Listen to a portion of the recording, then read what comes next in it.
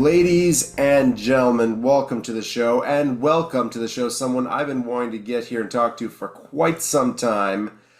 He is Mr. Christian Fanucci, hailing from the distant land of barbarism and savagery that is Italy. Currently about 6 or so hours in the future, so this is an interesting kind of one for us. He is the founder of Crian. He is the maker of many forms of entertainment, including Karate Master, Knockdown Blow, BAD Battle Armor Division, and the Age of Barbarians. Yeah! Which I have covered extensively on this channel. And also, yes, this is a sword from Toledo. Thank you very much. It's very, very cool. Mr. Christian Fanucci, thank you for coming on the show. Hi to you, and thank you to invite me, and hi to everybody that is listening in us. I wasn't kidding about wanting you on the show. I've been playing your games for quite some time, and, I do have a bit of a bias. I think it's fairly obvious. A very nice one, I say. It's starting to flake in a couple of places. I've worn it for long enough.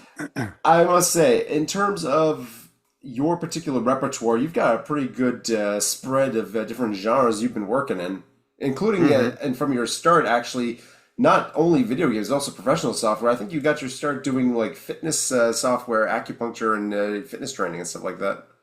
Yeah, exactly. I started with, some years ago by producing software for the gym and acupuncture soft after, but especially at the beginning for develop the program in order to training inside the gym. And so because I have always the passion of video games, I start and at that time I teach karate. So I try to melt the idea to create a karate game that was a real karate game, not just a sport game where you can throw fireballs and stuff like that, but a true authentic karate game. Yeah, a karate sim, essentially. A kind of karate simulator, yeah, exactly. And so I start producing the first Karate Master. And when I realized the game, it changed my life practically because it was a huge success. And so, well, exactly not with the first one, but with the second one, because it's a little bit longer. Because after I finished the Karate Master, it was a kind of success, but and so I have another passion that I cultivate from when I was very young, and it is the fantasy. I have also I also always played Dungeons and Dragons and stuff like that, and always a big fan of Conan the Barbarian and other stuff. But this is another story. And so I produced another game that was Age of Barbarian. The first one, I mean, not Age of Barbarian Extended Cut. Yeah. And then at that point, if I am not wrong, I started producing Karate Master 2 after Age of Barbarian. The first one, yeah. And then I produced Arena, that was the second one. And then Karate Master, no, I produced then Battle Armor Division. Yeah, it was so. And then the Karate Master 2. And the Karate Master 2, that one was a very big hit. And that was much expanded on the original version of it. Yeah, absolutely. It was completely another game. Also because I learned a lot during the time that between the first game and all the games that I did in the middle. And so when I realized the Karate Master 2, it was very, very much more complex, like game and everything. And I remember that when I released the first trailer, I got a call from all around the world from another publisher that want to publish my game. And so it was really stunning for me because it was the first time that I realized something that was a hit that impressed so much the people, and also get some interview also from USA, and a university. I don't remember where it was. I think it was in Michigan or someplace like that. that make me a very long interview just some months before the release of the game. And at the end, I decided to publish the game with another company that was a very big one in Italy. Or now, and this was a big change in my life. Yeah, Yeah, I can and imagine. the nice things was also that at that time I was waiting for my first child, and so he arrived with a bag of money. That was a very Yeah. nice thing. Yeah, that definitely comes in handy. It's like, Daddy, Very how did you handy. fund my college? Son, I made a karate game and people loved it. Yeah, exactly. And then after the release of Karate Master, anyway, I decided to stop user other publisher. I decided to start publishing the game by myself. Hmm. So I develop and I draw, I make everything by myself practically with the help of my lovely wife that helped me with the job. Hmm. And then I start working on the other very much famous game that is Age of Barbarian Extended Cut. Hmm. Yeah, which And also had the same thing of, more expansion and, uh-huh. refinement of the original version to the state Yeah, that it is now. yeah, exactly, exactly. That one coming out in after one no a couple year or 1 year after I start working on it. I don't remember exactly because it was a very exhausting work because there was a lot of stuff to do with that Hmm. before that game, and but it was a very good hit too. So I was very happy about all the receipt of the game and not the receipt. I mean how the people Yeah, the received the game. reception, yeah. Reception, exactly, and it was very good. From that point, I start working on the expand the universe of Age of Barbarian by creating a world where it was settled. And it was this world is called Atlan, and so I start writing story about the Age of Barbarian and create other characters Hmm. that are finished to be incarnate in Age of Barbarian Chronicles. That is Nice. almost practically the Age of Barbarian 2 in Yeah. reality, Well, there's because so I've seen like some concepts that you had come up with for Age of Barbarian 2 that the official hmm one that I've seen hmm now incorporated into Chronicles day night cycle cities taverns stuff hmm like that the kind of hmm more open. I won't say open world, but the world is more open in the sense that there's more place to go to that don't just involve cutting off heads and slaying monsters and stuff like that, which does exactly. help to expand the world to give you some more stuff to look into like that. Not to mention, you're Mhm. also developing a tabletop RPG for the game. You've got a comic currently going. Not to mention, any other projects that you have currently underway. You are a very, very busy man. And Yeah, exactly. yeah, because I've Exactly. seen the credits in your games. There's really not a lot of people on those things. No, no, exactly. I practically do almost everything by myself. Of course, not the music and stuff like that, Mm. because sometimes I also write the lyric for the music because I Because like a we're lot. living in The the age of age of barbarian. barbarian. That was a classic.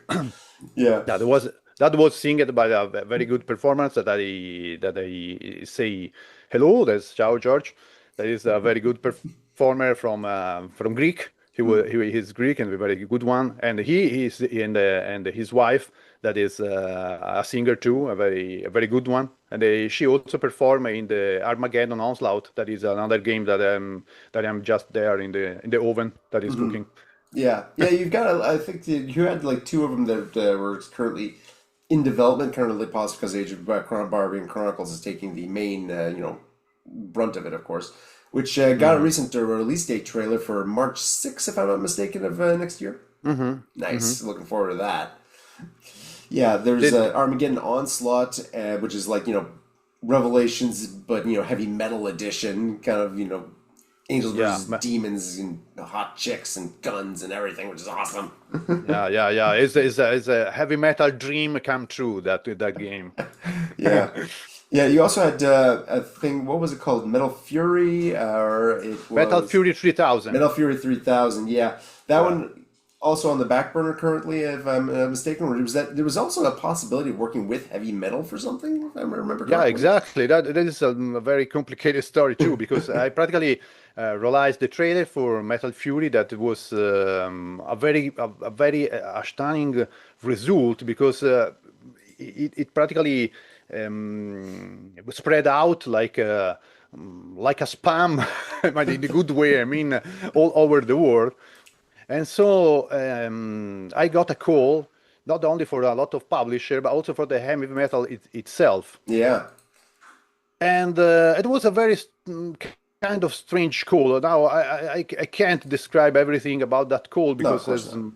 of course there are something that not always we can say. But anyway, at the end it ended up by saying that they want to develop an official game of heavy metal Hmm. with me. But at that point I have to change the character with other character from the heavy metal Yeah, Tarna and those franchise. kinds of things. Yeah. Exactly, exactly. And so for this, I don't know if you have seen, but I have realized also some screenshots where you can see Tarna and Julie, and I don't remember how many, 3 or 4 screenshots, and I don't remember how many I published directly in on the web. Hmm. But anyway, and so I rest with this guy of the heavy metal that was the at that time. Now it doesn't work anymore at the heavy metal, but Yeah, at they that time changed he up was quite a the bit of their directors every and year. I think they change everything yeah, it's a little from the bit like beginning. musical chairs, but for magazine publishing.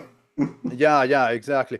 And so practically the game was in put in standby because I had to sign with the heavy metal itself Mm. for the right to continue the game. So at that point, I say what I can say, but what I can do because if the game was stopped because I have to sign this contract, and in the meanwhile, what I can do because if I start if I continue to work to at the project and something goes wrong, like like like you do at the end, it will be a problem for me because I will lost a lot of time. Hmm. So I decided to start to work on Armageddon Onslaught, and so I proceeded with Armageddon Onslaught.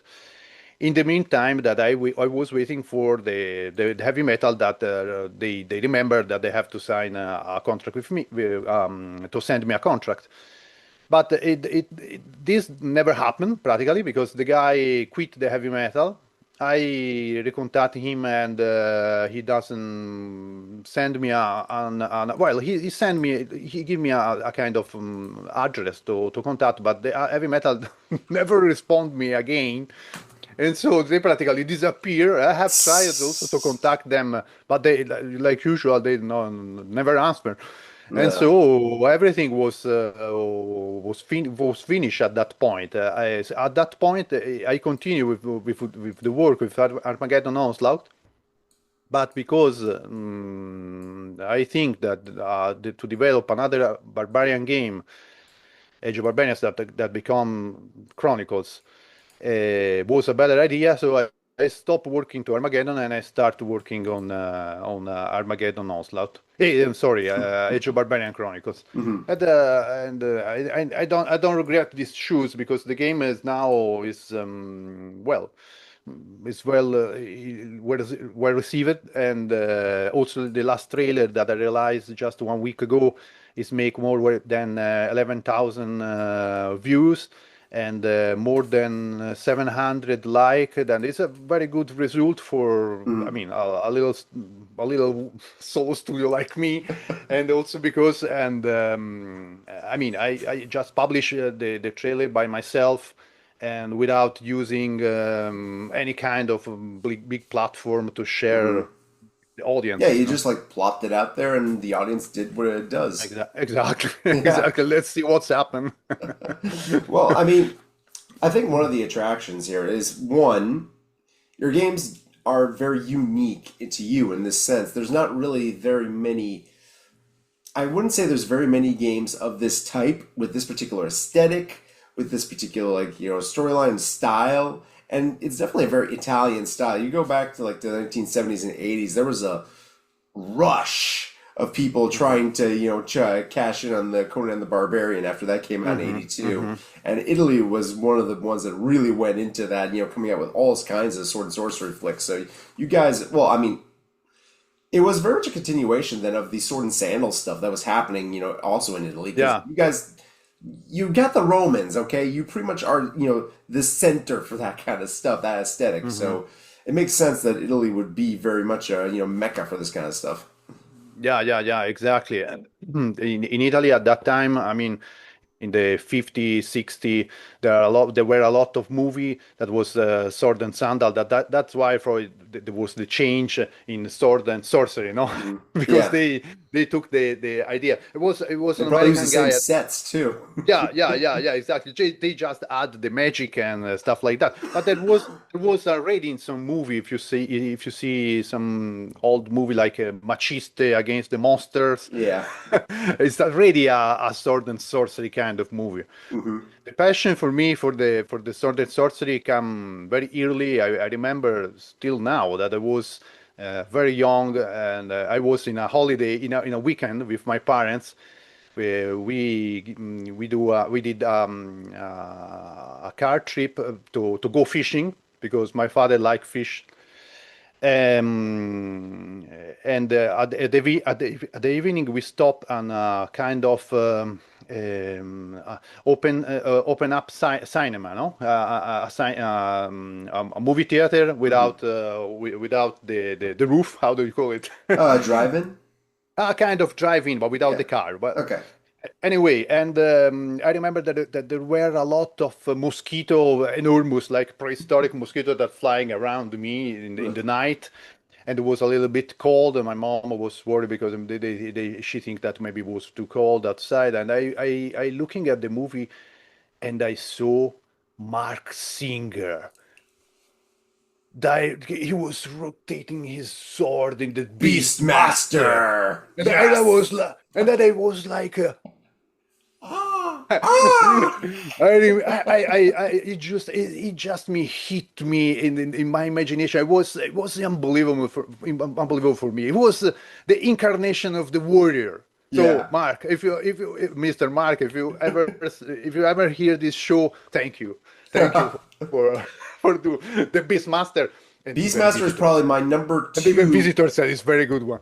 short of the actual original Conan the Barbarian by John Milius. Beastmaster is like, it's top tier. It's just under Conan the Barbarian in Uh-huh. terms of sword and sorcery movies. Like, it's Yeah, up there. exactly. I mean, the Conan the Barbarian probably is the best Oh sword yeah, and sorcery that movie is, ever created in the yeah. history, and probably it will be remain like that for the century. Yeah, I mean, unless you But can get another John Milius. I think the one uh-huh. guy, Robert Eggers, the guy who directed The Northman, he could That one was probably very good. he could probably do a good Conan the Barbarian movie if he wanted to. He's busy doing other stuff right now, but if he ever decides he wants to go do that, I think he could pull it off. Yeah. It's probably you are right because the Northman was a very good one. Oh Yeah, yeah. yeah. It was almost a sword and sorcery movie too. I mean, Naked Volcano Sword Duel, come on. Yeah, that one was very good. Very good I ending. mean, it just Naked Volcano Sword Duel. I'm sorry, that's just there are no other words. They also the fight in the tomb with Oh yeah, with the the Velgar, kind of yeah. yeah, was a very very nice one. Yeah. And the Beastmaster anyway was the first sword and sorcery movie I saw. So it was first before I saw also Conan the Barbarian. So I was already hit for that. I saw that movie. I don't know 100 times. I don't know how many Same. times. I have also the Blu-ray in 4K, everything. All the time it coming up, I buy another version. Hoping maybe that they put something seen that I never seen, no, something extra.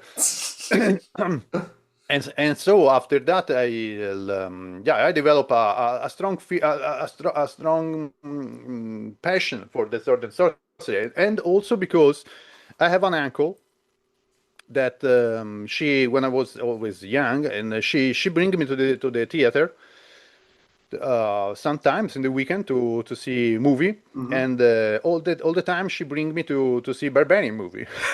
I don't know why. So I see Barbarian and Company. That was the very good one with the two barbarian brothers. Oh yeah, the donkey and my mule, the mule sounds. Yeah, Oh God. it was crazy movie. Oh man. And all the other one. And this is why I'm. This is this why is, we are the way we are. yeah, exactly. Uh, I think of the Italian sword and sorcery movies, the one that actually stands to me, Lucio Fulci did Conquest. Hmm. That Conquest. one's Yeah, yeah, interesting. yeah. Not just because it's like, It's a very nice one. yeah, it's nice. Not only because Sabrina Siani is basically just wearing a golden mask, a loincloth, and nothing else the entire movie. I mean, That was a very good idea, I that was think. an excellent idea. But also, it kind of like plays with already at that early. You were playing around with the ideas of hero's journey and stuff like that. I mean, how many movies? Spoiler warning from a movie from the 1980s. How many movies will actually kill your main protagonist 2/3 of the way through and have the supporting character take up his mantle and then take on the villain at the end? I Exactly, mean, exactly. and I mean kill him hard, as in chop his fucking head off and Yeah, yeah, drag yeah, it yeah. back to the. Oh, I mean, Yeah, yeah, holy yeah, yeah. shit! This is Lucio Fulci. Lucio This is Fulci was Lucia, yeah, always, yeah. yeah. Lucio Fulci always did movie with some kind of. He liked to reverse the direction of the movie just Hmm. at the end. For example, there was a movie, I don't remember which one, with the zombie that he did also He a did a couple. couple of those. Yeah, a couple one. And at the end of one of this movie, he stopped. The actor stopped acting like like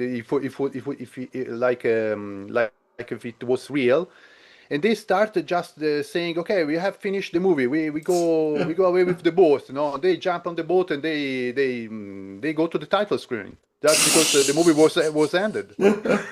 Oh man. Lucio Fulci was crazy, and also another very good movie for me that I took a lot of inspiration. I know that it's not a very good one, but it's good in the good way. There's It's a lot of sword and sorcery movies that are like yeah, that. no, Let's face this one facts. for me is one that I really appreciate. It was the Iron Master, that Yeah, yeah. was from another director. It's not Lucio Fulci. Is Umberto Lenzi. Let's see. I got Umberto Lenzi. this book Ah, here. yeah, yeah, yeah. I have two. I have the same book. Yeah, it's a really good reference. For those who can't see, this is Barbarians from Conan to He-Man by Claude Gaillard. There was originally the French title is probably Barbare, I'm assuming, because the guy is French, Here, obviously. here Yeah, we are. yeah, there we go. Yeah, there we go. But yeah, let's see, sorcerers, blah blah blah. Yeah, this is actually a really, really good reference for all these kinds of movies we're talking about here, and goes into detail just how much shenanigans went into making these goddamn things. I mean, holy crap! Just the sheer amount of like, okay, we need to get this done. How are we gonna do this? I don't know. Just throw everything at the wall and see what happens. Yeah, here is the Iron Master. Yeah, There it exactly. is. Look at the cover. It was amazing. Yeah, yeah, yeah. The artist for that Italian painter recently passed away not too long ago. Yeah, 1983, directed by Umberto Lenzi. Yeah, Original yeah, title La Guerra del Ferro, Iron Master, Italy.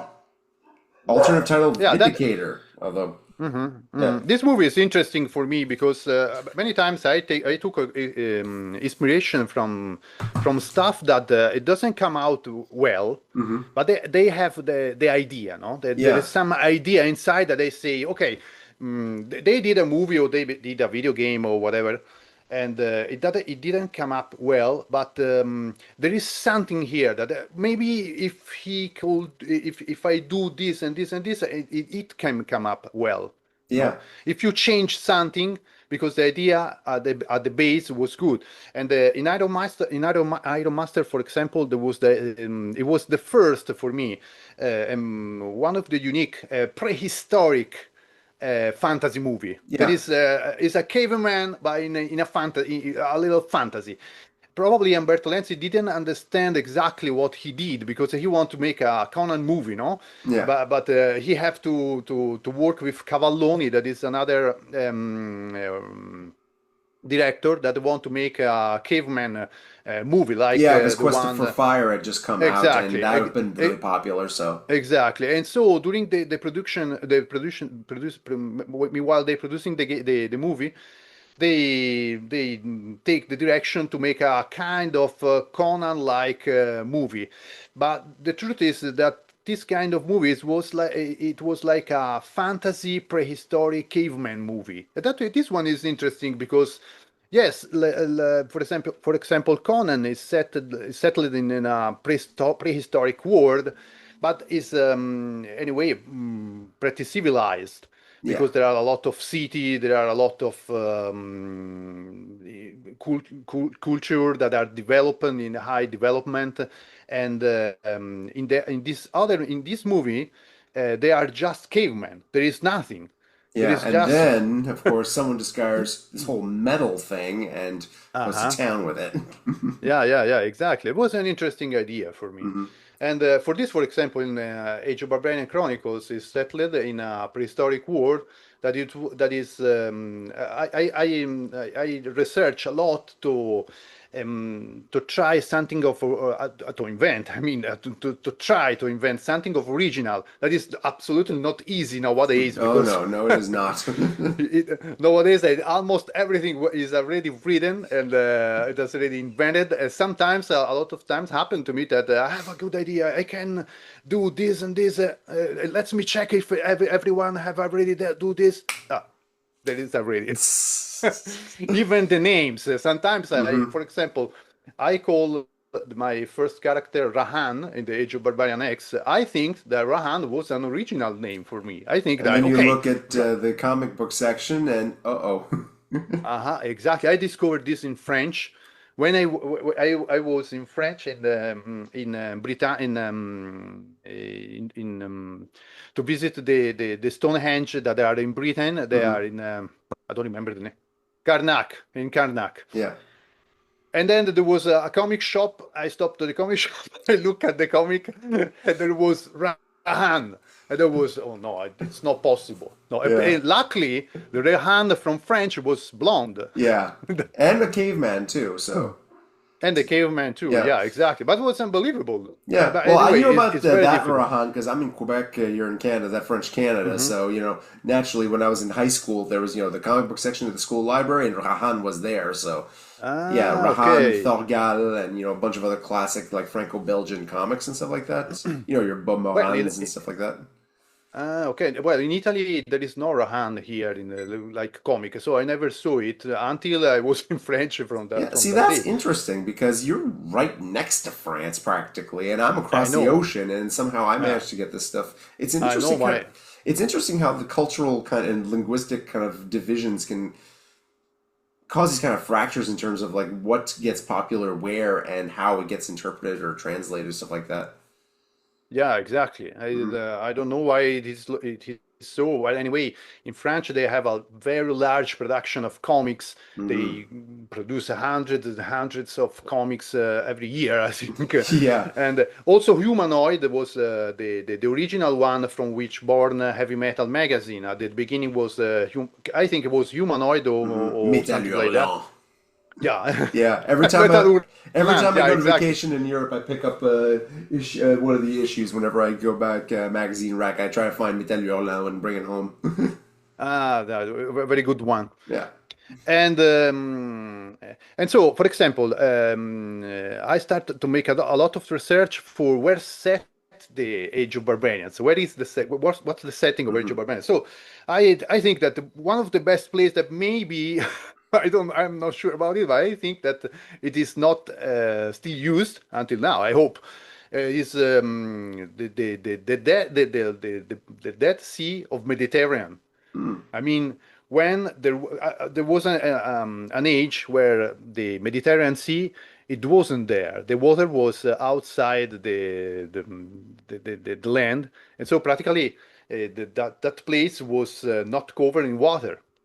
Yeah. It was a hand. I don't know. Remember exactly in the reality. I mean, because I set the game like 1 million or years ago, but 1 million years ago the situation was a little different in reality. But Yeah. it sounds better to say 1 million years ago, even also because the researchers are not sure about sometimes about the dates. And so I settled the Atlan, that is the land where is settled the Age of Barbarians. in the Mediterranean Sea, but in an age where there was not the sea. And also, I have to justify the fact that there are two moons in the sky. I mean, you don't Well, have to, but it's probably a good idea. yeah, well, actually, there is a reason why there are two moons in the sky, but you have to discover it in the game. Mm. But I can say that one is the moon, the other one, We're gonna have to I'm fight the not, second moon, aren't we? I'm not sure is the moon. They say that it's a moon, but who knows? That's no moon. It's not the Death Star anyway. Don't worry. Yeah. Although it would explain why all of a sudden, hey, why is there a giant crater here? Where'd the moon go? It fucked off after blowing everything up. Anyway, we gotta restart civilization again. Yeah, practically the dinosaurs survive in the Mediterranean Dryad Sea Mhm. longer than where they survive in the rest of the world. Yeah.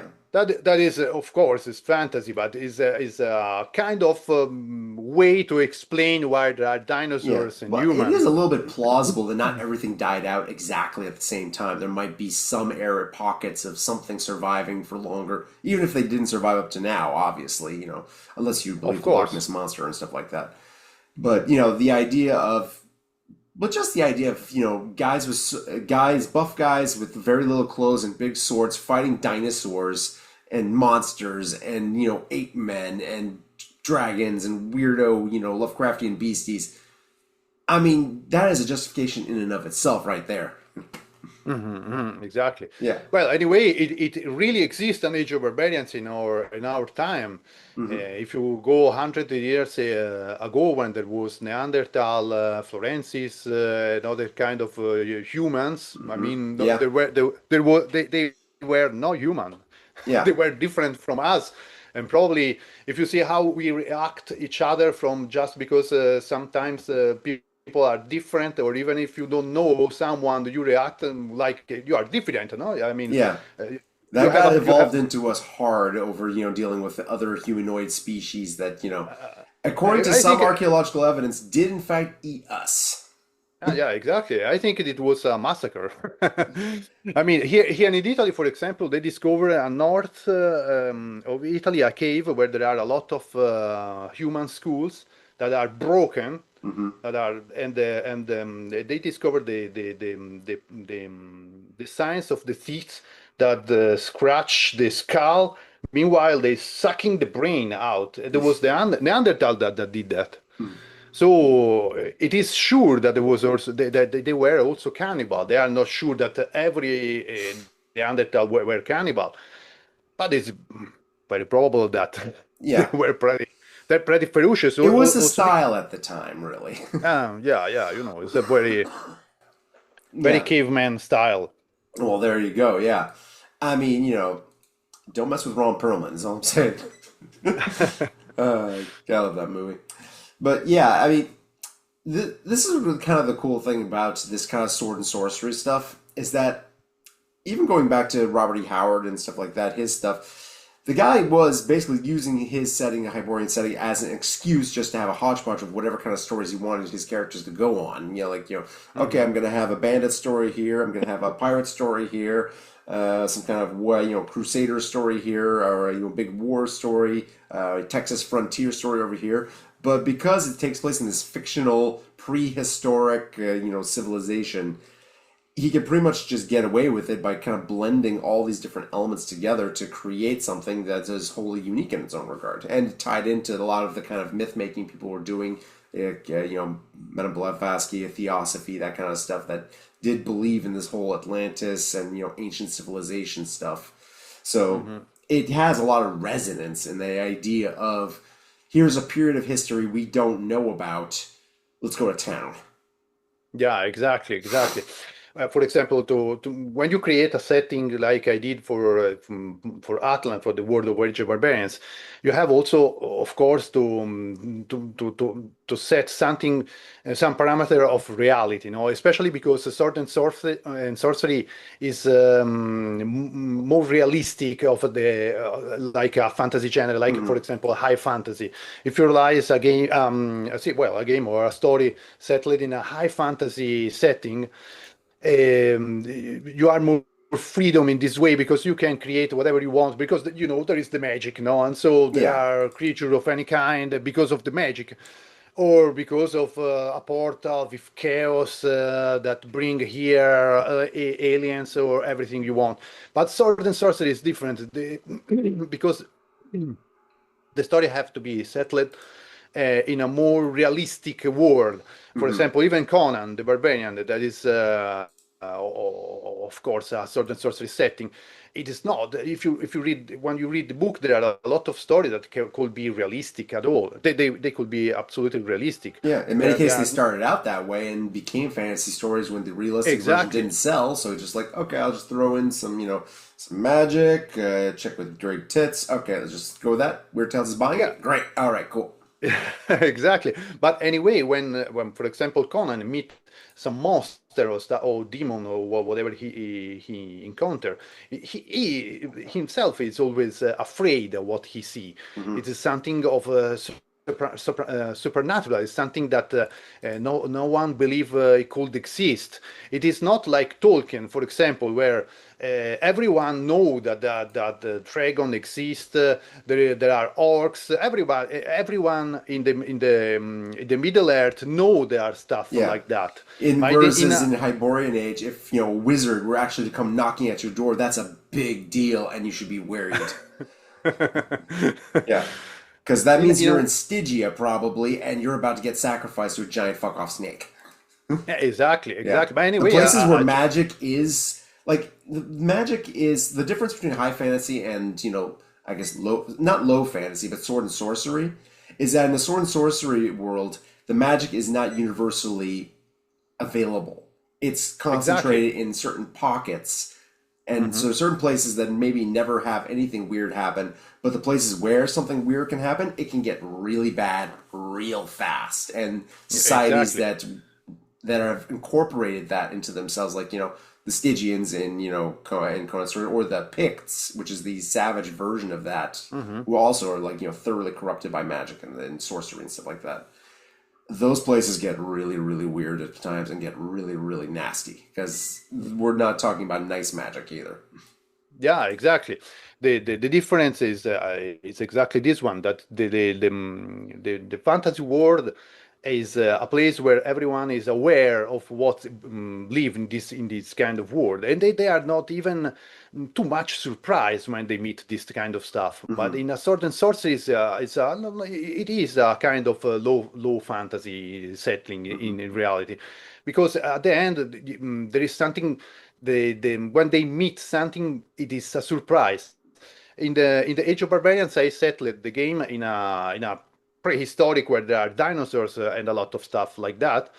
And so when you play the game, for example, you can you fight a lot of time with human, and also with dinosaurs. Only rarely you meet some kind of monster that are a true Hmm. monster, Yeah. and there is an explanation why there is that monster. I mean, I don't just put a monster. I mean, in Chronicles especially, without like, any kind of explanation. You will find an explanation why there are monsters, and the why is because they are the sorcerer gods. The sorcerer gods are the creator of humanity, the creator of everything that you will meet in Atlan. They are kind of we call them sorcerer and gods, but they are something different Yeah. because I mixed up also a little bit of science fiction in the game. That is, it was difficult to put it in a credible way, so I have to represent it in a little dose, and Yeah, not go to full your Hunter from the future there. no, no, no, no, no, no, no, exactly. No, I don't want that. I want to something that melt together Hmm. in a very good way. And so, because the Atlan world is an ancient world, meanwhile, more you dig in the underground, more you could undiscover that there are stuff that could be settled like science fiction. Hmm. More you are up on the ground, and more you can find the dinosaurs and stuff like that. Yeah. So Well, that's a it's good way of doing things, having like that initial, buy-in of that, and then as you go explore further out away from the more civilized areas that are Mhm. that particular default, then you can start introducing more out there stuff. And also stuff that it is science fictional concepts, but wouldn't be understood as such from the perspective of the characters. So you can have that level of obfuscation as well to help, blend things together. It's like, Yeah. Arthur C. the Clarke's third law, any sufficiently advanced technology, et cetera, et cetera. So yeah, it's like, what's the difference between a wand of that shoots out a beam of coruscating light that destroys everything in its path and a ray gun? I mean, Exactly. Practically. yeah, I mean, Uh, red like again Conan, red nails. The one of the villains shows up at the end of that with a wand that it basically fires an electro laser that fires lightning bolts that attract metal. Uh-huh. Like even that makes sense in that particular regard. There's a lot of weird tech and possibly the results of strange ancient genetic experiments or mutations and stuff like that showing up too. Yeah, exactly. The fact is that it depends from who watch the things that happen. If a modern man can see someone that is shooting with a gun, we recognize that it's a gun that is actually shooting. Hmm. But if a caveman sees someone that is shooting with a rifle, for example, he could say that he killed people by pointing them with his row, Yeah. something like this. So it depends from the point of view. And even in the description of the game, the Age of Barbarian Chronicles is exploration and and dungeon crawling system. So I mixed up the idea of not just the game. I really love two games that were Barbarian from the Palace Software. That was Hmm. a very Oh, good I one, could tell. probably. Yeah, probably the best sword and sorcery game of the 80s. Yeah. And of course, Golden Axe, that was a Japanese game that was very famous. So, but I mixed up the two games, but I also add some the dungeon crawling that is very things that I really love to do Hmm. in my games. I mean, Yeah.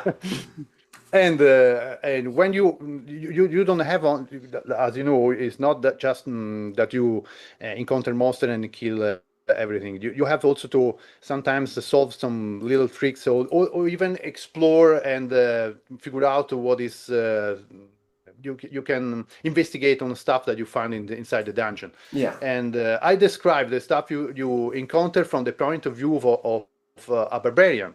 So when you found something, I describe it not for it is, But what that it maybe you appears can. to them, yeah. Yeah, exactly. You, like modern man, you can say what it is because you could try to recognize it, no? But the barbarian describe it in another way. So Yeah. I took I was I put a lot of attention to all these details in the game in order to make it credible, Yeah. to make Although it it to doesn't make it stop you from also realistic. having like, zombies coming out of the walls and, fighting a giant skeleton, pretty early on in the game too. So, yeah, there's science fiction, but there's also some magic in there too, which is the kind of thing you can do with this kind of game. Just, blend it all Yeah, together. exactly. If you well, right now it's not yet out, but when the roleplay game will coming out, that is Mhm. practically the roleplay game is practically finished. Nice. The problem is that I wrote it in Italian. I have to translate it in English, and I have also to put imaging inside the book. Hmm.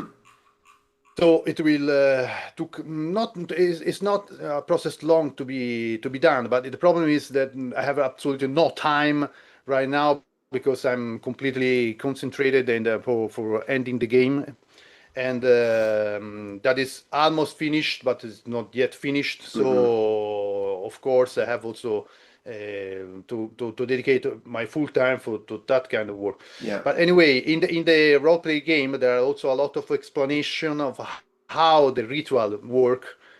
and how even this is written in a way that you could understand what is some kind of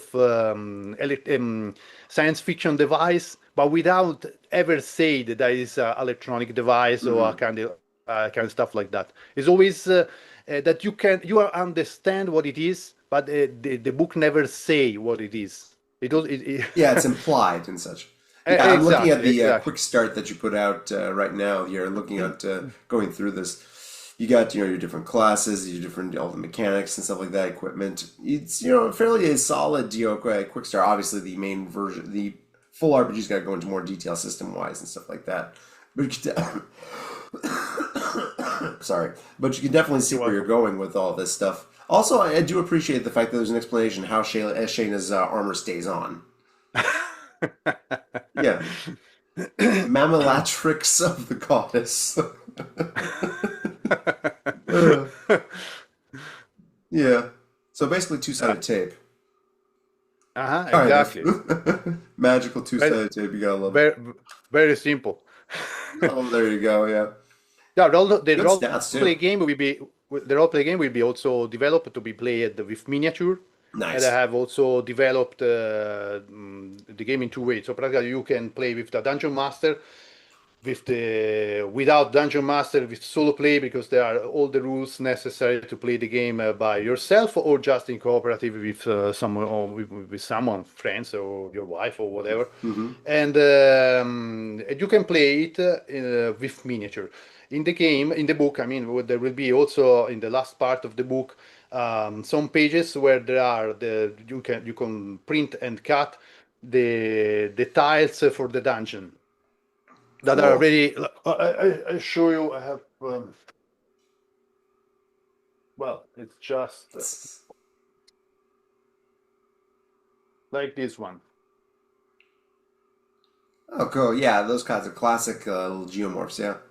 Yeah, yeah, absolutely classic. They are with different shape. These are already from the game, Nice.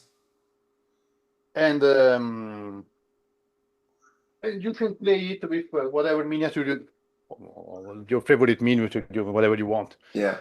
There are rules especially designed for the miniatures, for Nice. the movement and everything. So it is good. I think it's very good. Yeah. I play it with my son and my wife, not with the other son, the other daughter, because my daughter is 3 years old. It's a little bit too young, but anyway, it's a lot of fun. A lot of dismemberment. There's a lot of fun Oh, good. stuff. All the best stuff, really. Yeah. Uh, yeah. You have a very lucky kid.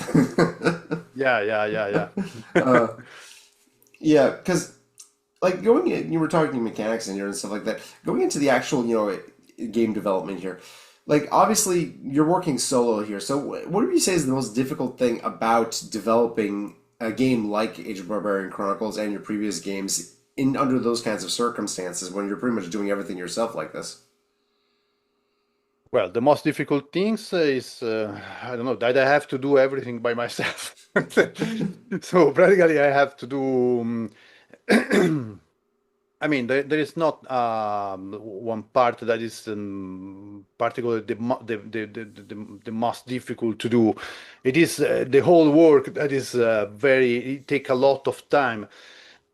Everyone that relies game that are developer like me know that to develop a game you really need a lot of time, and more is complex the game, and more you have to dedicate time and effort to Yeah. to finish it. The about there is no, to be honest, there is not a particular things that is difficult. It depends from, for example, for the graphic, I use 3D render because the game for me, a game like that is very 90s, 80s inspired, it fit very well with a Hmm. kind of graphic like this one. Yeah, But definitely. you have seen from the first Age of Barbarian to Chronicles, there is a lot of different in graphic. I mean, the Chronicles look very much better Oh than yeah. its predecessor, because even I learn a lot of stuff.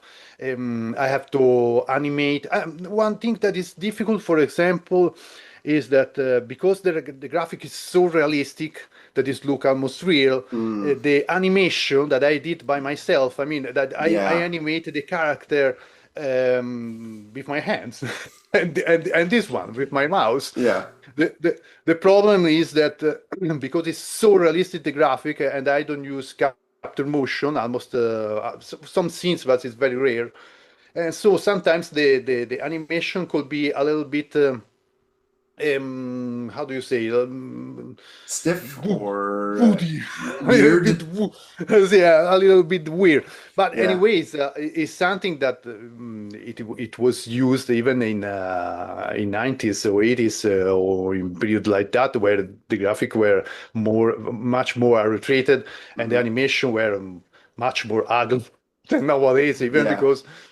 I Even mean, because they. that's always the issue, going to be the issue. The more realistic, graphics become, whether it's video games, movies, or anything else, as soon as it's animated, the more advanced the graphics, the more advanced the animation has to be to catch up. Because you get to that point where it's just like, okay, this does not look good anymore. Even if it was good Mhm. enough for just like a year ago, at a certain point it starts triggering that uncanny valley thing, and it's just like, okay, something's wrong here. Yeah, exactly. In fact, the fact is that more is realistic the graphic, and more the animation must be hyper realistic. And Yeah, moreover, now, right now the people is habituated to capture motion, and not only this, the people doesn't act naturally in the game, in any game. I don't yeah, say mine, but from triple A game. I mean, if you say a character that is doing an idol, it's like if I was talking with you by doing like this. yeah. Or even It's like, like. when they do the facial capture and stuff like that, but somehow like Mhm, the movements don't reach the full face.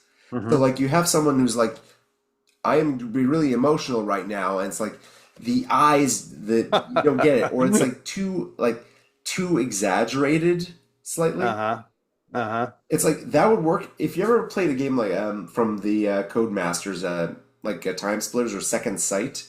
Those Mm-hmm. ones, it's a very kind of cartoony ice art style, Mm-hmm. but the animation matches it, and it works for that kind of thing because it's obviously not real, but the expressions and or like frankly just like Half-Life 2 or something like that. Just old Source games. They still have the Mm-hmm. kind of facial expressions that you almost don't see in more advanced graphical engines. Like, you look at something like Vampire the Masquerade Bloodlines.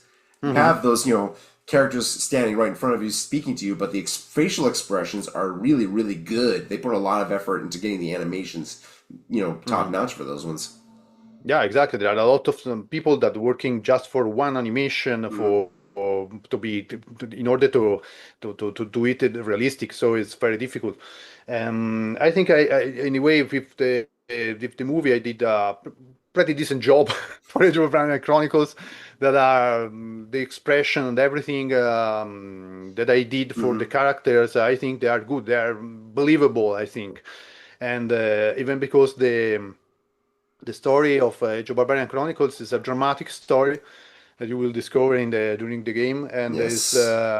it's very intense and take a lot of inspiration from all the movie that are the good one that were from the 80s, including Cruel, Yeah, I the noticed mighty, that. the mighty Cruel. Yes, I like Krull. Krull is a good movie. And it's another Cruel one. It's literally one it's of those we fantastic. mentioned. Like, yeah, it's one of those Yeah, yeah. movies that literally what you mentioned that brings that sci-fi element to a fantasy world Uh-huh, and treats it exactly. as the fantasy world would treat it.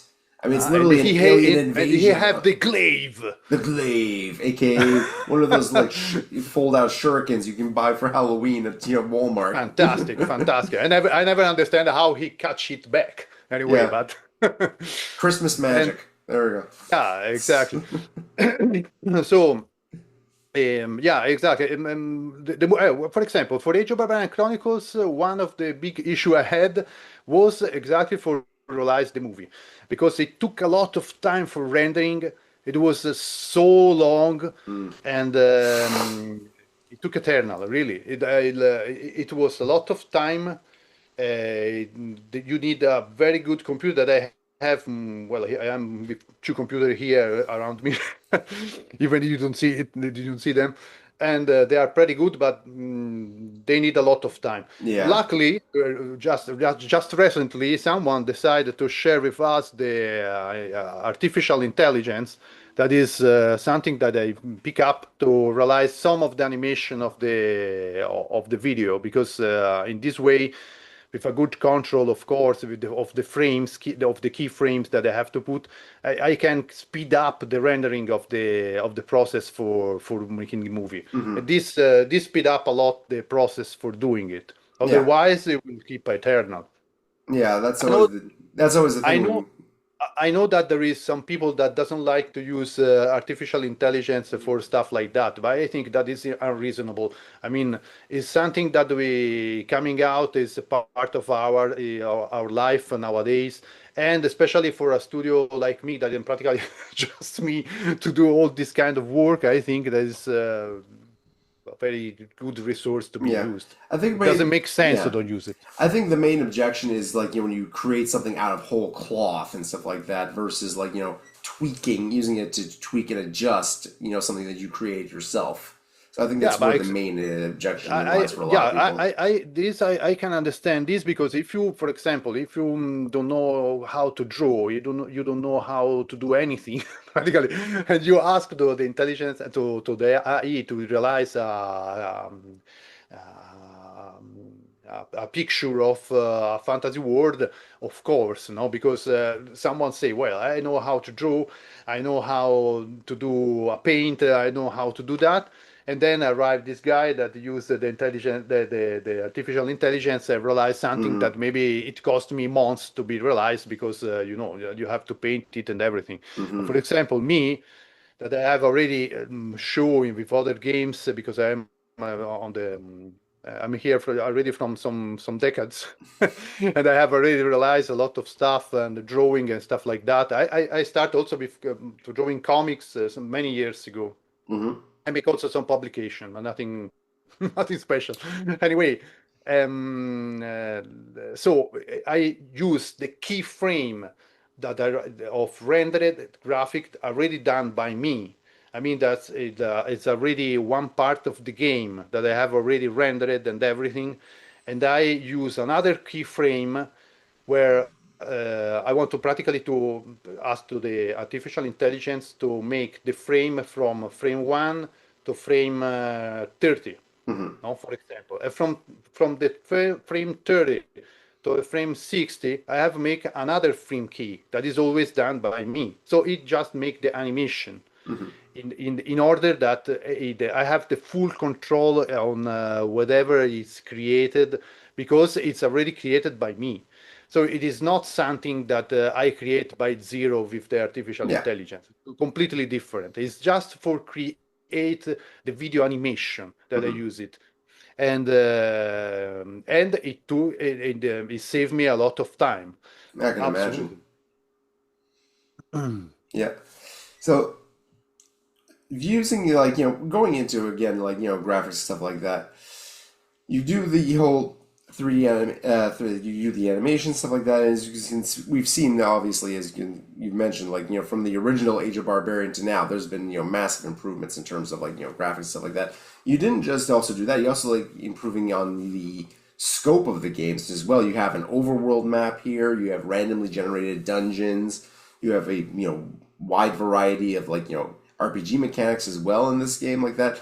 Do you find that create, and also like different little minutia, like the fact that when you move across the world map, you actually slow down depending on certain terrain features and stuff like that Hmm. automatically. Hmm. There are random encounters when you're adding new features into a game like this. It has kind of already an existing formula starting back from the original Age of Barbarian games and stuff like that. What's your process? Is it a very iterative process, or is it like, okay, let's try this, see how it works, okay, does it work quite well, reach it, change it, or remove it, or how do you go about when it comes to creating these new features for the game? Well, first of all, I wrote everything. When I project a game, I have I do this. There is a lot of a lot of stuff. I wrote practically everything, the Nice. word, everything, and there are a lot of books, really, You could probably really a sell that tons as of them. DLC if ever if you ever felt like scanning Ah, it. yeah, yeah, they are a little mess, because I work alone, so practically I understand what is it, but I Yeah. don't know other people what can they can understand. Yeah, But especially anyway, since I it's wrote probably that. all in Italian too. Yeah, I wrote many of them. Yeah, I wrote everything, but at the same time, I have to test it. So Mhm. both of what you say. Practically, for example, for the map, I take inspiration from another very good game that was Moonstone from Amiga. That Oh, was a that's very, a very good classic. one.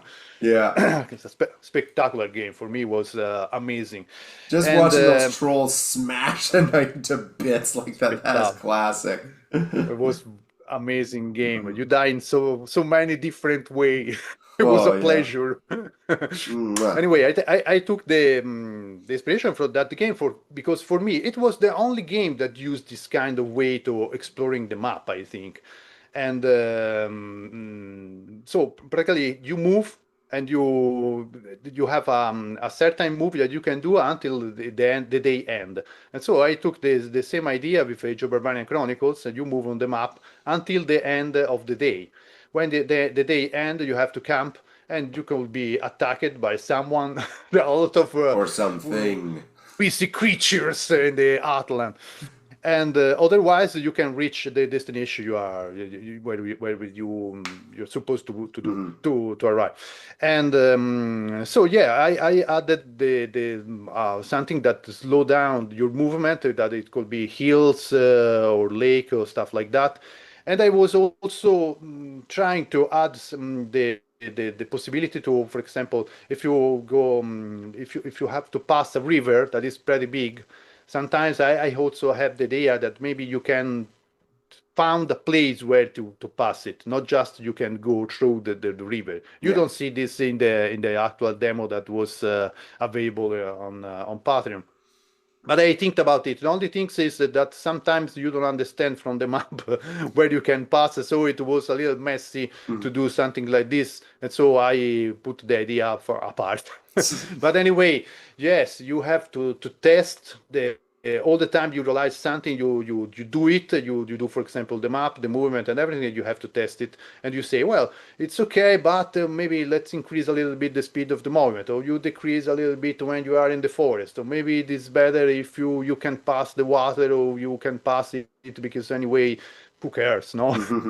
You can just go through the water, but if there is nothing to explore until you discover that there is something to Yeah. discover. Unless you have like So a random encounter while you're in the middle of the lake and all of a sudden the battle's taking place on a raft when you're in the actual fight or something like that. exactly, exactly.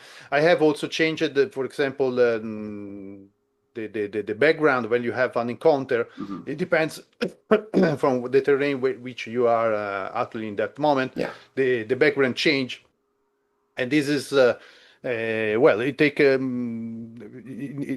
are a lot different terrains, so I realized almost like 7 8 or see no eight actually eight different kind of background from the terrain of the game, but probably they will be grow up slowly Hmm. in the time, also because I realize I realize Age of Barbarian Chronicles, even with the idea to realize also after DLC with other story of the other characters. Yeah, that's something I One wanted of to the ask idea about. is, Yeah. yeah, one of the idea will be also to realize a new, again, I mean, the Rahan and Shayna story. It would be nice to revive again to live again their story, but in the Age of Barbarian Chronicles setting. Yeah.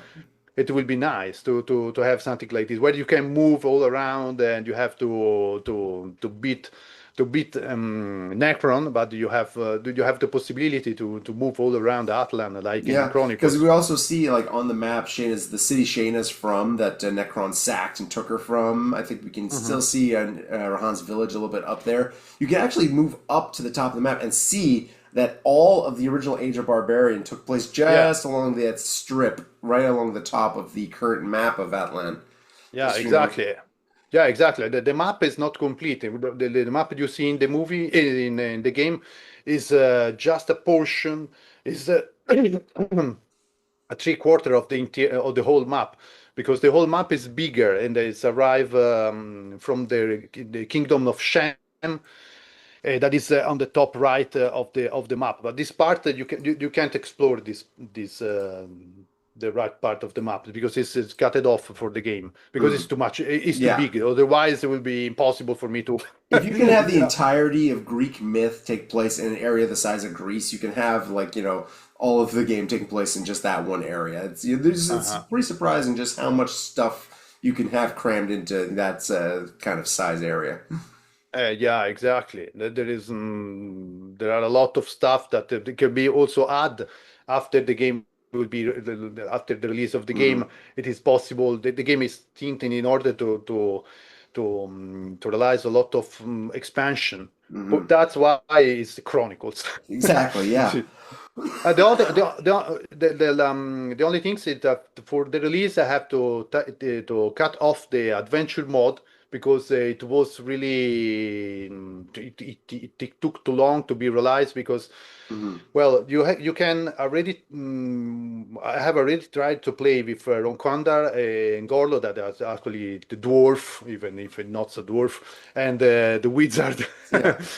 and but the fact is that because the game use procedural random generated dungeon and of course a handcrafted dungeon.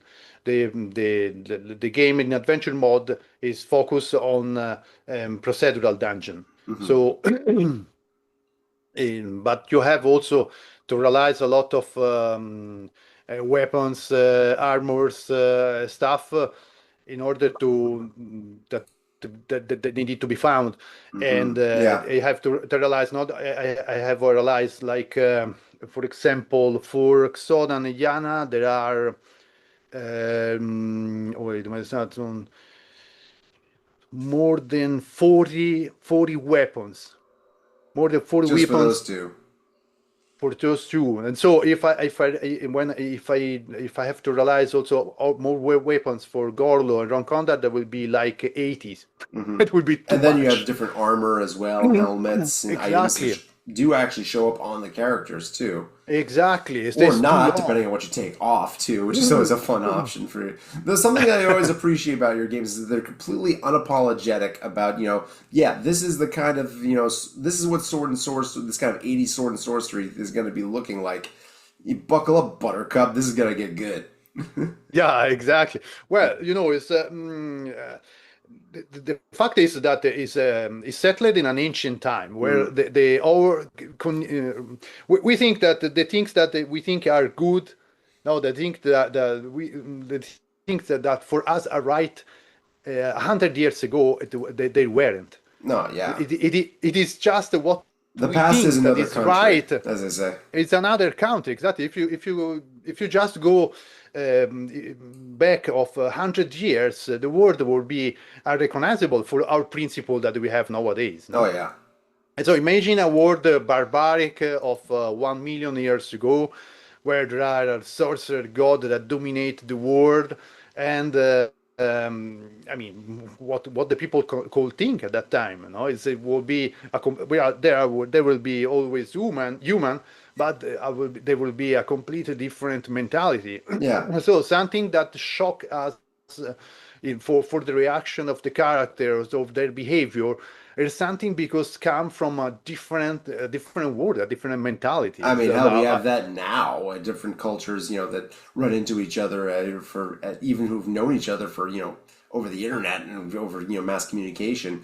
We now have people running into each other from various different cultures that are completely weirded out by each other even today. So, Uh-huh. imagine like 5,000 years ago when, the Medes encountered the Assyrians and stuff like that. And it's just like, or, the Romans ran into, the Celts for the first time or Uh-huh. anything like Exactly. that.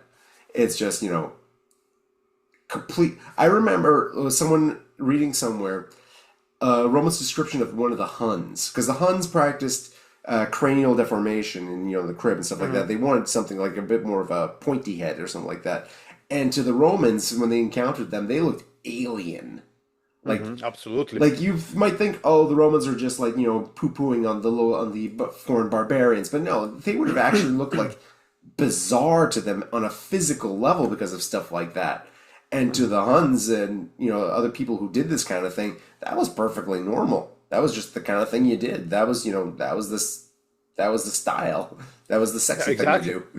It also the customs were different. For example, when the Roman go to Egypt, the Egyptian girl, a lot of the Egyptian girl go on the street undressed, Mm. topless. I mean, Yeah, that was reported from Roma that was inappropriate, to, yeah. to go like that, and also because the women in Egypt, for example, they can open the shop and selling stuff. They can have some kind of liberty to make money in this way. It was always something was well a little bit weird for Roman, where they was a little bit more masculine, not masculine. Yeah, well.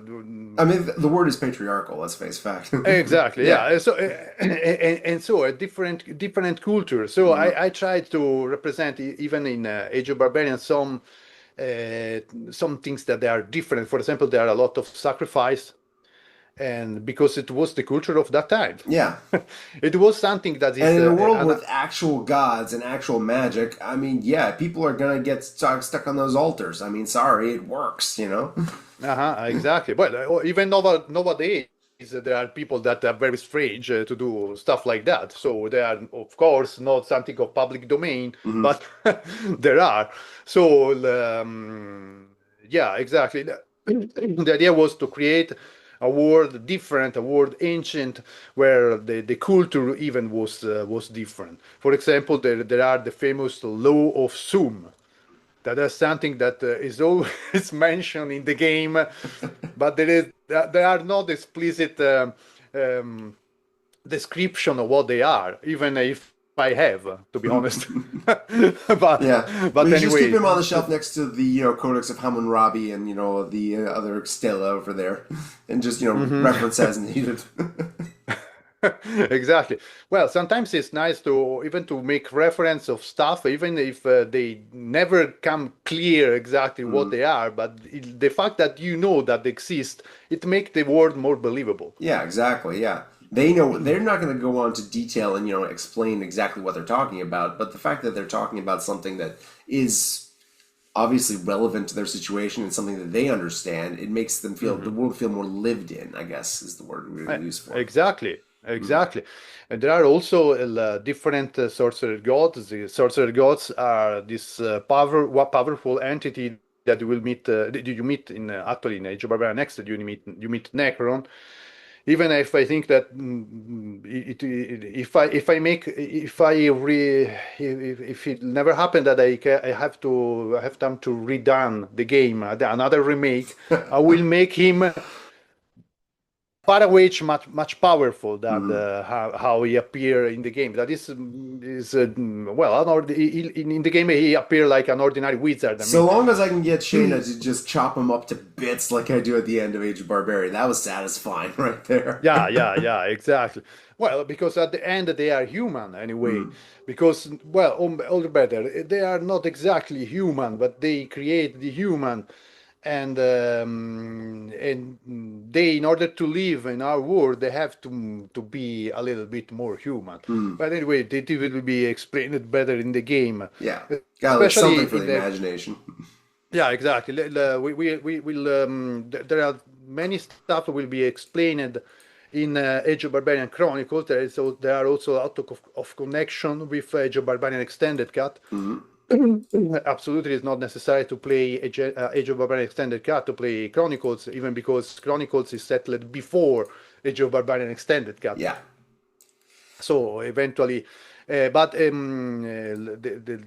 idea is to make the prequel practically, that is Chronicles, and then after we'll see when I will release it, realize it, because after this game I have to to think to realize also Armageddon Onslaught, Mm-hmm. and I have to absolutely to realize also Karate Master 3.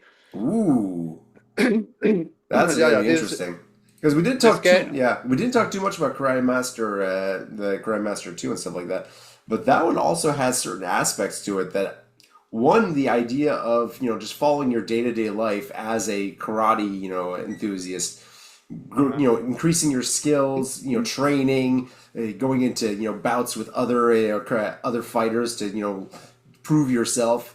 And the whole, like the way the storyline kind of, weaves its way through there with branches that you can actually just like miss out if you win or lose certain fights and stuff like that. There's that whole like, the kumite thing that's happening Yeah. that you get. I actually, the first time I played that, I actually lost to that guy, the, big bruiser there.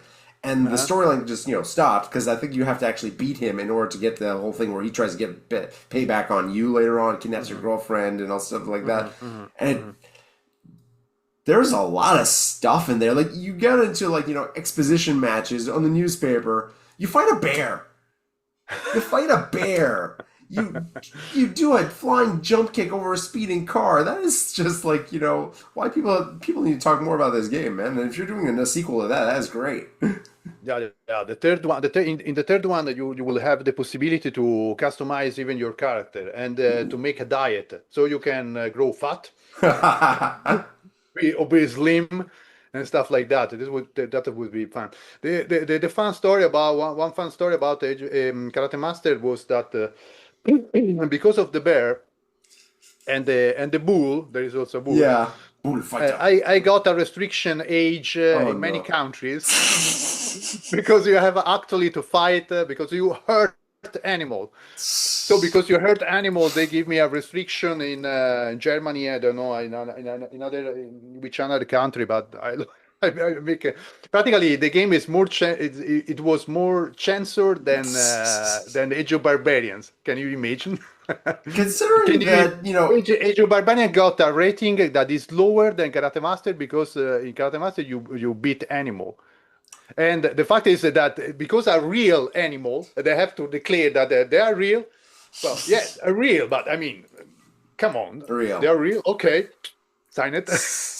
In Age of Barbarians, they are not real because they Yeah. are prehistoric. They doesn't exist anymore. So they are real. No, they are not real. Okay, Let's perfect. make the comparison here. Karate Master. You get to a fist fight with a bull. You get a Yeah, fist fight with a bear. yeah. Age of Barbarian series. Gradually escalating massacres of various horrifying monsters and bandits, and you get laid a lot. Mhm. Oh yeah, let's totally age restrict that one instead. Come on. Well, Germans. it's as we say before, it's a custom of our age. Yeah, there you go. Yeah.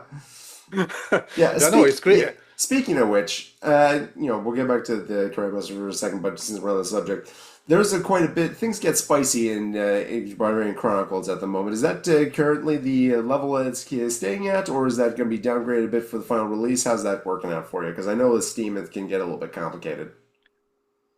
Exactly, you already answered yourself because Mm. the Steam changed its policy, Hmm. and it's absolutely impossible to put that kind of stuff inside the game. Mm. Even because, first of all, the game is a sword and sorcery, and that I don't want to be that the game take the direction. I mean, to take another direction. I mean, Yeah, I know what the you mean. way is that one. So the game was thinked to be realized in the 4B and a sword and sorcery, and because of the policy of Steam changed, and they could even change worse in the future. Mm. I have to be sure that nothing can happen.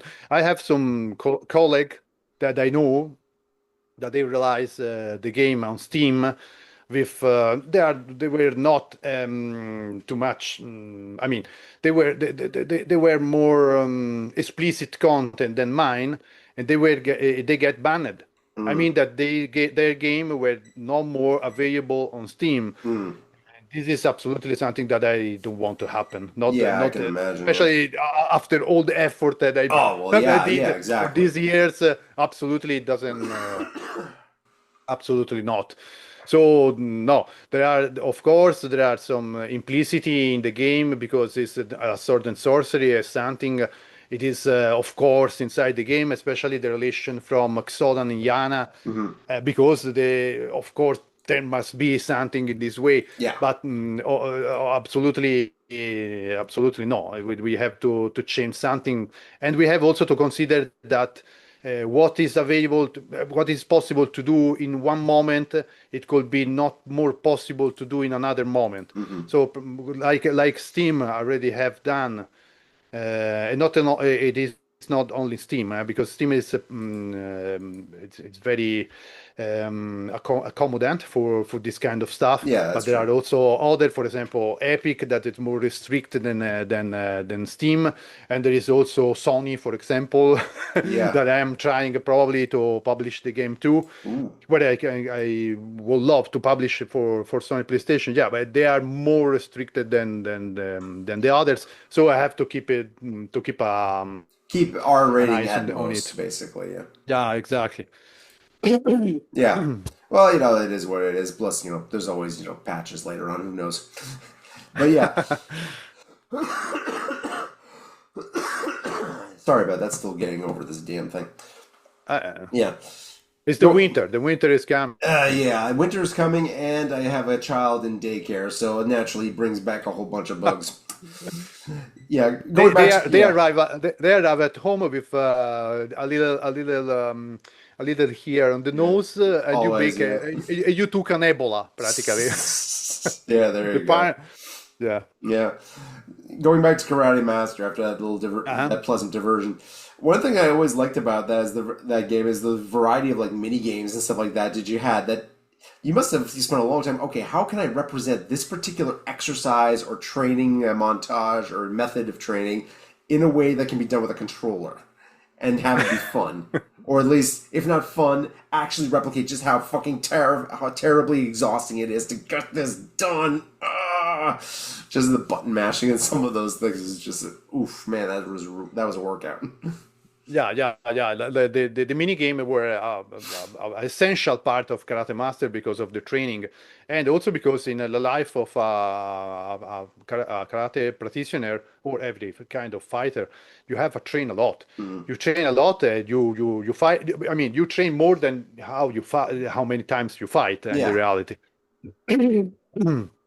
And I want to represent the mini game in a way that were fun to be played, and it was difficult because someone, for example, the one where you run, that I think that is the one that coming up a little.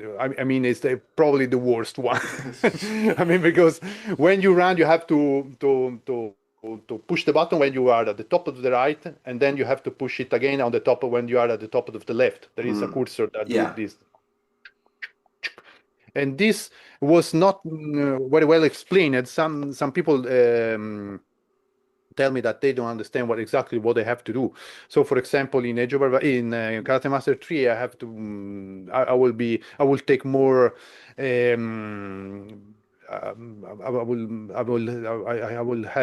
will try to explain a little better how the mini game will work. Yeah. Because in order to be to keep them more comprehensible for the people, for the players, I mean. Yeah. And the mini game, about the mini game, I realized then because many of that kind of training I did in my life, because I have my karate master that is actually the karate master that you see in the game, Really? the guy with the mustaches. Oh, That yeah. was Remember that that one you are was only a noob. yeah, exactly. That one was my karate master, my master of karate, and he was a very strange man. Yeah. Actually, nowadays I don't understand him at all because I trained for all my life, Did he have you do a and jump kick over a speeding car? Or? without the spinning, no, without the car. Well, at least Without the that. car. No, but I remember this. Yeah, he was very aggressive, like Massive was very severe, was very like that. So I represent him in that way. Even in the game, I say a man that I never understand. No, in Yeah. the game because he's actually he's actually my master. No, it's someone that really well, very strange guy. I could tell you a lot of very weird story about him, but it's no, it's better not. Anyway, that kind of training are traditional training that are really done by very from various styles of karate. It's a bit a mix up Mhm. because there are training that are used in full contact karate, someone that they are more used in other style of karate. But anyway, the game is more focused on full contact karate, so styles like Kyokushin, Kudo, Shido, stuff like that. And about the Karate Master 3, I would love to realize a game where it is possible not only to practice full contact karate, but even to practice sport karate. Mm. For sport karate, I mean, will not contact karate, not point karate. That will be very interesting because it's a kind of sport that will be never represented in any video game because all the video games are a full contact karate game. Yeah.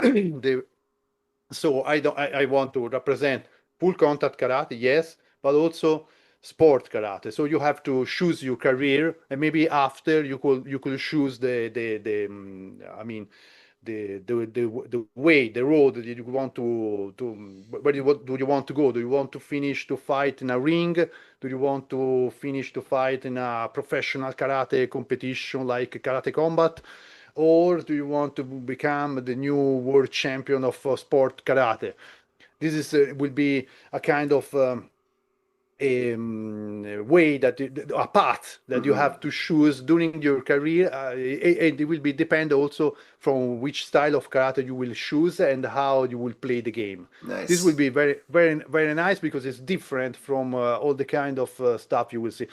You have seen already in other games, and also by maintaining always the realism of the games, that is something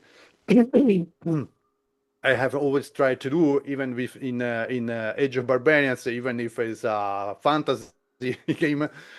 But the swords fighting in Age of Barbarian are always that there is always some connection with reality. Mhm. It is not that you smash the button, you fly because you double jump in the air, you chopping everyone, and you slide. Yeah, it's It's more impossible. down to earth, and Exactly. it's larger than It's life. It's not heavy. over the top.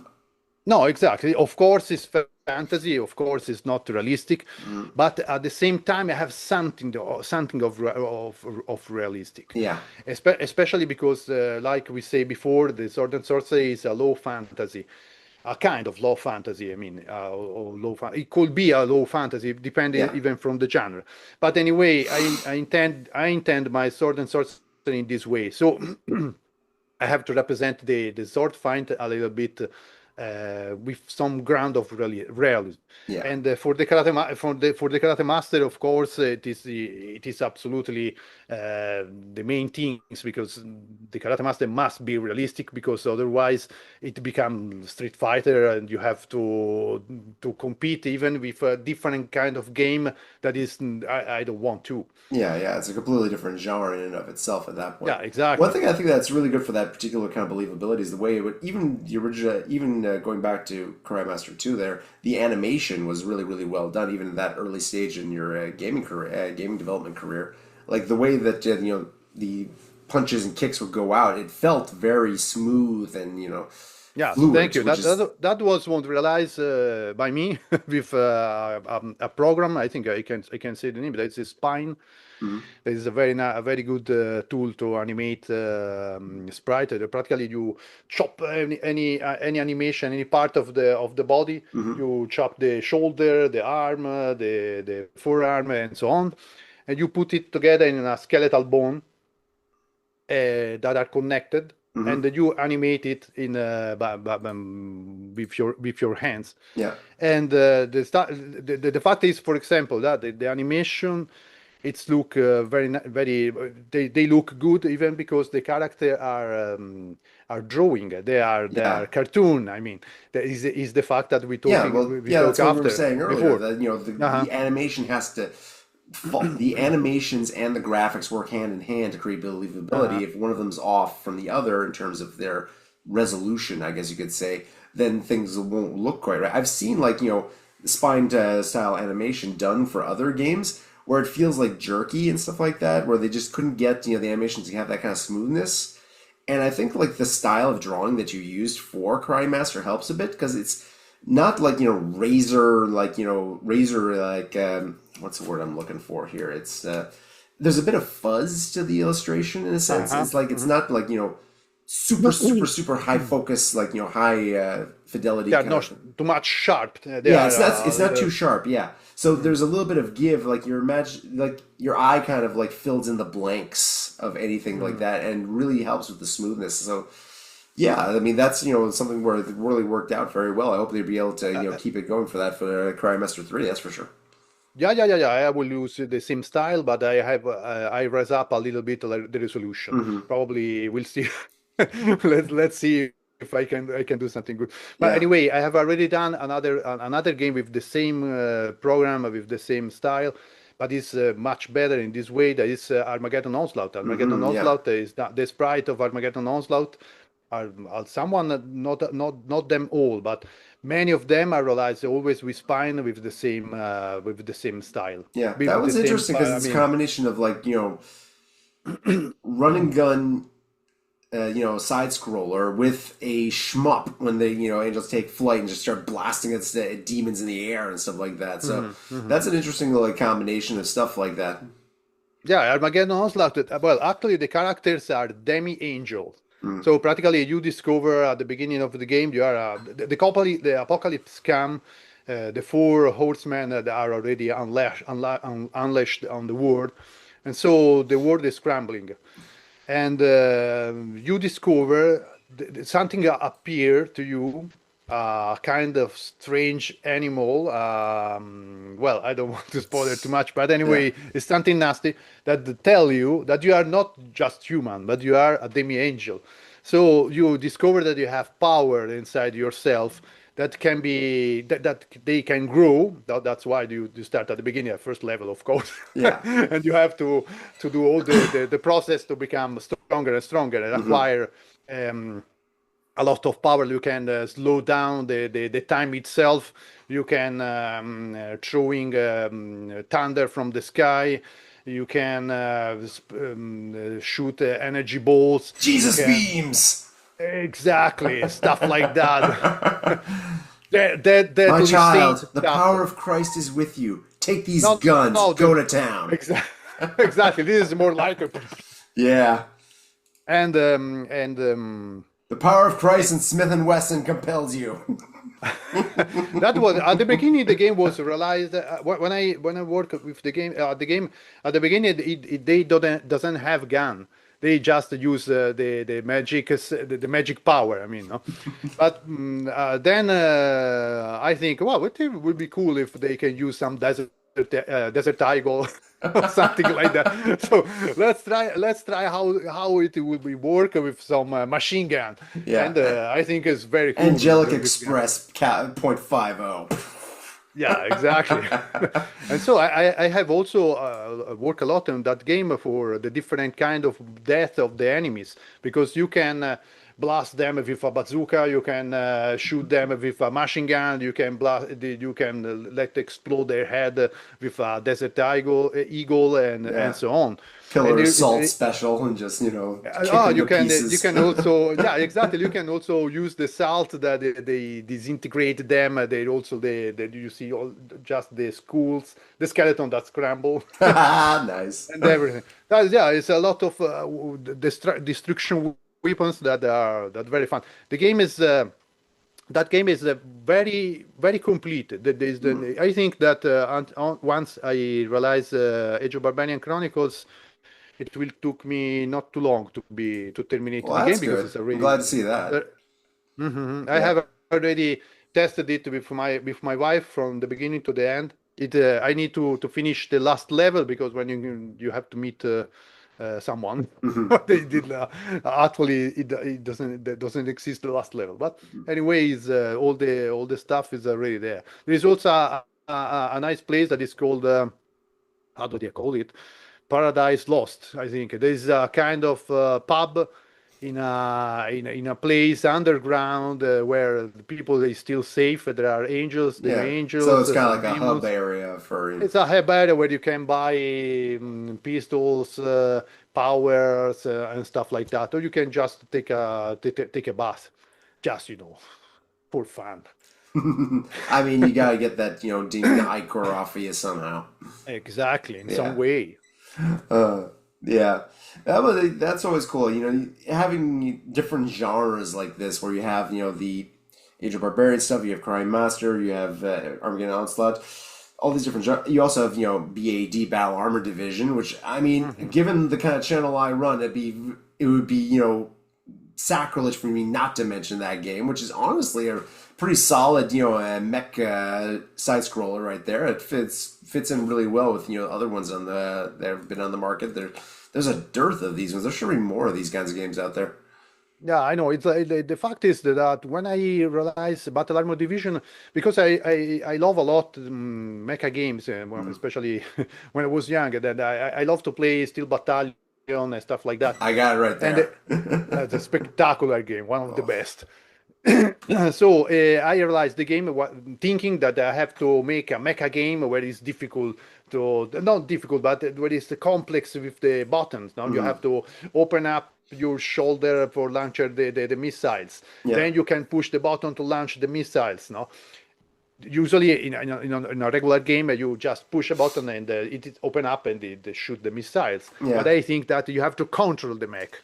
That's always So that's I think a very important point. Like the difference between a mech based action game and a mech sim is the fact that you are not playing as the mech, you are playing as the guy controlling the mech, and there is uh-huh, that friction between uh-huh, you wanting to take an action and actually implementing it. It doesn't have to be exactly. much, but it has to be a little something like, turn radius being a limiting factor to, how fast you can bring your guns to bear on something or, Uh-huh. that kind of stuff. Exactly, exactly. I think anyway at the end it was a mistake because because many people they think that it's too difficult, it's too complex to control the game in this way, and they at the end doesn't appreciate what the game for what it is. But the fact is that yes, it's correct what you say. The fact is in Battle Armor Division you have to control the mech. So for Mhm. example when they fire missiles against you, you have to shoot the flares. Yeah. Now, in order to distract the missiles that they are going to hit your flares, they are not just that you have to jump and dodge the missiles like in other games. So Yeah, when you have I incoming tried fire, you have to drop smoke to block their line of sight in order to exactly approach using your exactly. shield and stuff like that, which I do appreciate the fact that you can still shoot while the shield, use certain weapons while the shield is up, which is, always Uh-huh. good. Yeah. Exactly, yeah, because you have to play it strategically. Hmm. You don't have to play it just like running, dodging. It's not a Yeah. regular I mean, shooter. listen, It's I've played like Assault Suits Valken, Assault Suits Lanos, Metal Mhm. Warriors. I've played, Front Mission Gun Hazard. I did a full review on that one. So this Mhm. is the genre. I think a lot of people just didn't play those kinds of games and just weren't used to this particular genre. It's not just a regular run and gun platformer. It's its own kind of thing with its own kind of like you definitely got the physics right where when you drop down, there's a Mhm. moment where you're not moving because Yeah, you're exactly. compensating for Yeah, the it's heavy. impact. Yeah, you're heavy. It's yeah. Yeah. Yeah, exactly. So, but I think that, well, first of all, nowadays the mecha games are not more I mean, people like a lot of fantasy game or high Mhm. fantasy or Well, I don't know oh, about now, that. now, There's now been a bit of a big resurgence of mech games, especially in the indie scene and stuff like that. Ever since lastly, like less since like Armored Core 6 came out and stuff like that. You have Mech Warriors still coming out with stuff. you've got a bunch of games that recently there's Yeah, one. it is true, especially lastly. But MechWarrior, for example, it was a lot of people that they love MechWarrior and Mm, they are actually MechWarrior player. They are fan of this kind of genre, hmm and moreover that I think the control system it was a little bit too complicated and the misunderstood by hmm people, and so it doesn't come up at the end. Well, at the beginning I realized it on Gamersgate. That was another games shop. hmm I don't know if it exists anymore. I I think think it yes. does, yeah. Anyway, in Gamersgate, they give some results. When I bring it to Steam, it seems that it doesn't come up very well Mm. for some reason. But anyway, Yeah. Well, I definitely enjoyed that one quite a bit. Although I must say, the final bit where you're escaping from the space station of Braxis, trying to get away from Mhm. the exploding reactor, I died so many goddamn times trying to get away from there. Dealing with that escape sequence was harder than the actual final boss. Okay, so yeah, So, when for example, in the game, just at the beginning, you have the training. This yeah, is another thing that is very different from other games, because you have to training, for example, to how to use the mech, the gear mhm, in the space. You have to yeah, maneuver it. That is different mhm, because you have to control to control yeah. Oh, the battle armor. that part wasn't the difficult part. I mean, I've like I said, I've played the games like this where you have like zero G sequences with Hmm. mechs and Hmm. stuff like that. That's not the problem. No, the problem was trying to get enough momentum without like slowing myself down every Yeah, time. yeah, Just like, yeah, yeah. okay, dash, jump. Okay, I gotta get back to the ground so I can dash some more, get some more momentum. Oh man, okay. Oh. I probably should Yeah, just yeah. like like keep a straight line, just like keep trying to boost or something like that. But it's been a little Without the while since I played. explosion that coming behind you. Yeah. That one. Maybe I'll be a little bit more, mercy on that point. If you ever do like the sequel where we continue that war, because yeah, the war's not over by the end of that game. We still have to go fight Mars on their home turf. I'm expecting a Ex- sequel at ex- some point. Exactly. The idea was exactly that one that we have to strike back, and so the world we move to Mars. Hmm That one was the idea for the sequel, but because the first one doesn't hit very well, so I don't know if there will be never ever a Battle Armor Division 2. Ah, damn it. Well, if ever you do, I'm gonna play. That's for damn sure. Well, thank you. Yeah. Well, I mean, hell, I mean, the side those that kind one, there's not enough of those kind of mech side scrollers like that, and two, it happens to be one of my favorite genres. So yeah, I'm definitely gonna be Mm, interested in that. I mean, mm. thus I have far, a I have other project after Karate Master 3. I have another big game that I have already on on books that are a very big one, ooh, and another one that probably will be a 3D game. That will ooh, be my first one. So let's see. oh, Of that's gonna be course, interesting. yeah, of course it will be. I can just say that it will be a third person. Okay, yeah, That nice. that's enough. That's Yeah, enough. well, I mean, hell, it's already a start. I mean, that's gonna be interesting for sure. uh, Like yeah, yeah, branching yeah. out to that particular, when you've done like 2D games for all this time, now branching out to 3D, that's a hell of a jump right there. Well, honestly, well, and in the meantime, that I'm working on 2D games like Barbarian and Karate Master X, etc. I'm practicing Hmm also with 3D engine. Honestly, the difference is not so much at Huh, the end because, well, there are differences, but it depends also what you want to represent with the 3D games. true. It depends from the genre or what is it. But yeah, it is something that I would love to do one day. But for now, let's focus on Yeah, 2D games. yeah, yeah. Let's right now. You already got enough on your plate right now before you get onto that. But I'm definitely Mhm. looking forward to seeing what comes next, and seeing the final version of Age of Barbarian Chronicles as well, and Crime Master 3. Man, you got some good stuff in the oven right now. In the middle Armageddon. And Armageddon Onslaught as well. Yeah, once that's out as well. Yeah, This is going to be good. This is going to be the age of Crian soft.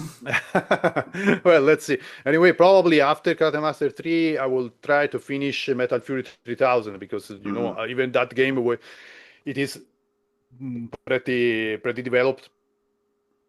Well, it is not just in concept, but because I was realized even a beta of the game when I sent actually at that time for heavy metal, so they tested.